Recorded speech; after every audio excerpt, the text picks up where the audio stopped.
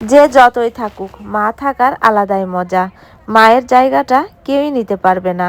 মার যে দায়িত্ব সেটা মা ছাড়া কেউই পালন করতে পারবে না। আসসালামু আলাইকুম সবাইকে। সবাই কেমন আছেন? আশা করি ভালো আছেন। আলহামদুলিল্লাহ, আল্লাহর রহমতে আমার পরিবারের আমরা সবাই ভালো আছি।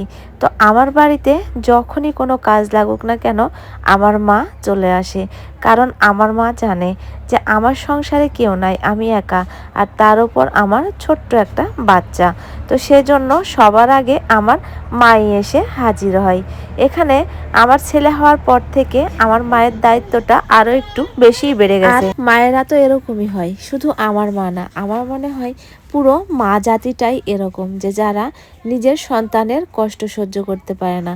নিজের যতই শরীর খারাপ থাক, যতই অসুখ হোক, সন্তানের কাজে তারা ছুটে যাবে। ঠিক আমার মাও সেরকমই। তো হঠাৎ করে কালকে রাত্রে আবার আমার ননদ ফোন দিয়ে বলছে আজকে আমার বাড়িতে আসবে। এদিকে আমার মা, আমার বোনও আমার বাড়িতে চলে এসেছে। আসলে মায়ের সাথে সাথে আলহামদুলিল্লাহ ভাবি, বোন, ফুপু সবাই আমার ভালো, সবাই আমাকে অনেক ভালোবাসে এবং আমার কাজে তারা অনেক সাহায্য করে। এই যে দেখেন বিপাশা, এটা কিন্তু আমার নিজের মামাতো বোন। তো আমার মামাতো বোন হিসাবে সে আমাকে নিজের বোনের মতো ভালোবাসে, আমিও তাকে নিজের বোনের মতোই ভালোবাসি। তো আমার বাড়িতে যত কাজ লাগে সে আমার মায়ের সাথে সাথে সেও চলে আসে।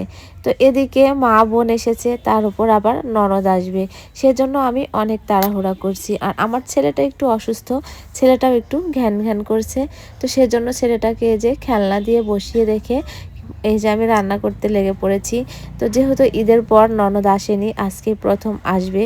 তো এর আগে আমি একটা ভিডিও দিয়েছিলাম আপনাদের, যে আমার বাড়িতে মেহমান আসতে চেয়ে আসেনি। তো সেই মেহমানগুলোই হচ্ছে আমার ননদ। তো ননদেরা আসবে, এদিকে মা বোন এসেছে, তো তাদের জন্য তো একটু কিছু আয়োজন করতে হবে, তাই না? তো ফ্রিজ থেকে এই যে মাছ মাংস ছিল সেগুলোই বের করেছি। আর এদিকে আমি রান্নার কাজে ব্যস্ত হয়ে পড়েছি। আর ওইদিকে আমার মা বোন রসুন বাচ্ছে। তো আজকে রসুনগুলো সুন্দরভাবে বেছে থোকা করে ডাপে বেঁধে দিয়ে তারা যাবে। তো আমিও তাড়াহুড়া করছি, যেহেতু আমার মা বোন বলছে থাকবে না, তারা তাড়াতাড়ি চলে যাবে। তো এই যে রান্না বসিয়ে দিয়েছি। তো একদিকে আমি গরুর মাংস রান্না করেছি, আর একদিকে আমি মুরগির মাংস এই যে মাখিয়ে নিচ্ছি। তো আমার ননদ কিন্তু বলেছে তারা দুপুরের আগে আসবে, মানে দুপুরবেলা এসে দুপুরের খাবার এখানেই খাবে। তো সে অনুযায়ী আমি তাড়াহুড়া করে রান্না করছি। তো কিছুক্ষণ পর আবার আমার ননদ ফোন দিয়ে বলে তারা দুপুরের আগে আসবে না, তারা দুপুরের পর আসবে, মানে সন্ধ্যার আগে আসবে। তো তাদের এই কথা শোনার পর আমি একটু স্বস্তি পেলাম ধীরে সাস্তে কাজ করার। তো এদিকে আপনাদের ভাইয়াও বাজার থেকে অনেকগুলো মাছ এনেছে। তো আমার বোন বলছে এই মাছগুলো কেটে ধুয়ে পরিষ্কার করে দিয়েই বাড়িতে যাব। তো এই যে দুই বোনে মিলে মাছ কাটতে লেগে পড়েছি। আর মাশাল্লাহ মাছগুলা কিন্তু অনেক সুন্দর। তো বোন তো এরকমই হওয়া চাই, তাই না?